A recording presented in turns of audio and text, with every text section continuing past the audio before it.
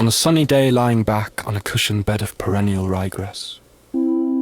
Its fine lush texture, dark green color, its ornamental aesthetic appeal.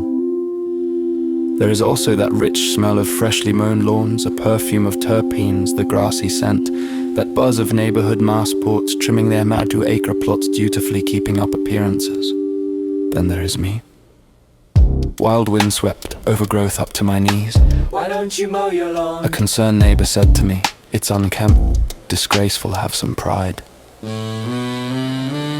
It was with a snide sideways glance I felt a grin rise. There was anticipation in a reply. After all, it was a question with a disapproving sting. I pondered this. I paused for a moment to consider the biological imperative here. That is the need that all living organisms have to survive and continue their existence. Are we now unwittingly in the service of a non-native plant?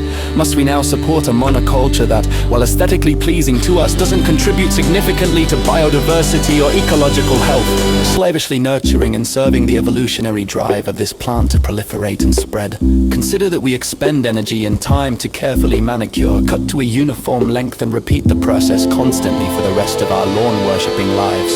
What's fascinating here is the way these grass species seem to have hijacked human cultural values, taking advantage of our agricultural origins, our horticultural bent, sans nutrition or ecological benefit. We stifle biodiversity for what? They've adapted so well to this symbiotic relationship with humans that we've become their greatest allies, nurturing their spread without questioning their true value, and at what cost? Water, fertilizers, pesticides, machinery, all for the uniformity or for the illusion of control over Mother Nature and roadside appeal. There are even industries set up around lawn maintenance. At least in the agricultural sector, pasture management correlates to feedstock. No, this is different. For the sake of appearance, that wee patch of land must have an ongoing taxing obligation to maintain this for a narrow-leaved herbaceous plant. I'm sure some will argue beyond the because it looks nice, for safe and functional spaces, pest and weed control. People like communities of conformity, uniformity. But where did this idea even come from? I bet it was some post-Renaissance Frenchmen quaffing back absinthe with wild abandon who inadvertently stumbled in a tangled meadow and fell upon the idea of landscape design.